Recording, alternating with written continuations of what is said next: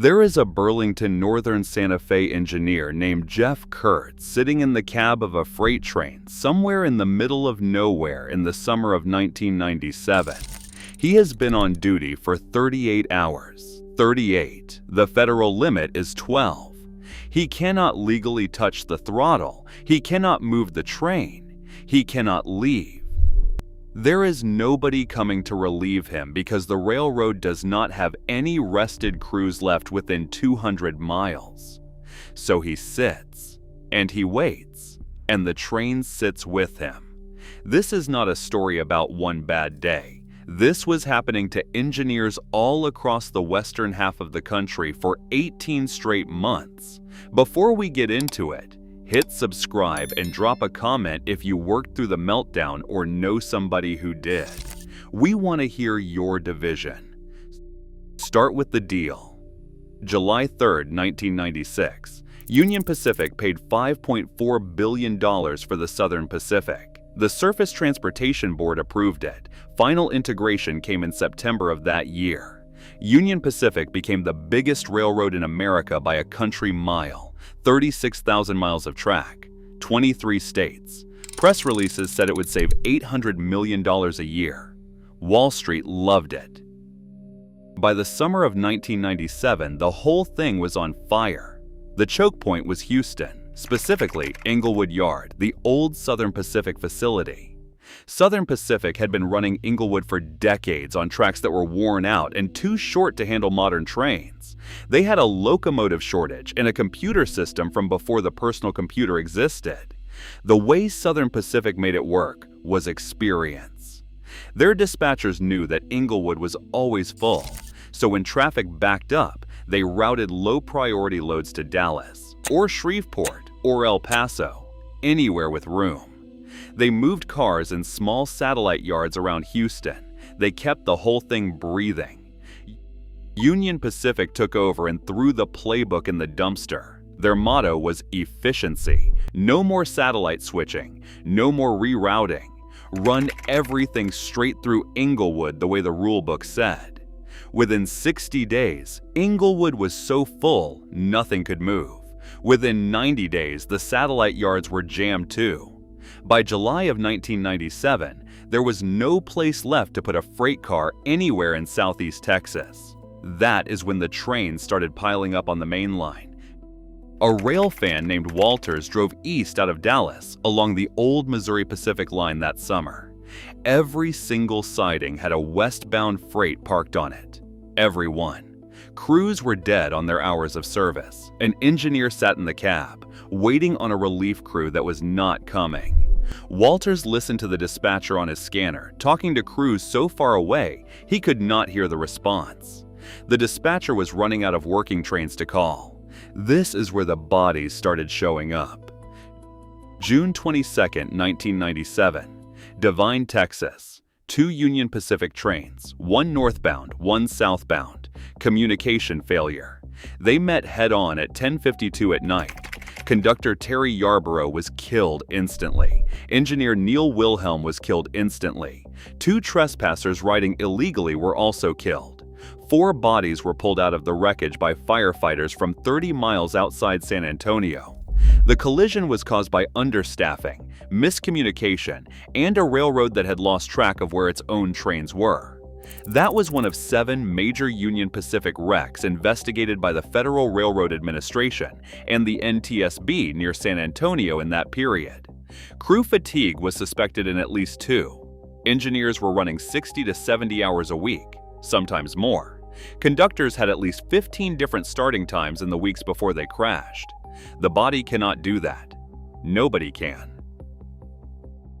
By October of 1997, it was so bad, the Surface Transportation Board had to declare an emergency. They invoked their authority under 49 U.S.C. 11,123. They ordered Union Pacific to share track with BNSF. They ordered service recovery plans. They held hearings. The Texas Railroad Commission later calculated that the Texas economy alone lost $1.1 billion in delayed shipments and lost sales. Houston shippers were losing $100 million every month. Chemical plants on the Gulf Coast shut down because they could not get raw materials. One rail car of liquid argon left Houston for Southern California, and it took so long to arrive that 90% of the contents had boiled off before the train pulled into the yard. Wheat sat on sidings in Nebraska until rats got into it. Auto plants idled, ports backed up. Union Pacific lost over $1 billion themselves. 3 straight quarters of net losses. Shipments that were supposed to take 5 days were taking 30. Computer systems lost entire freight cars.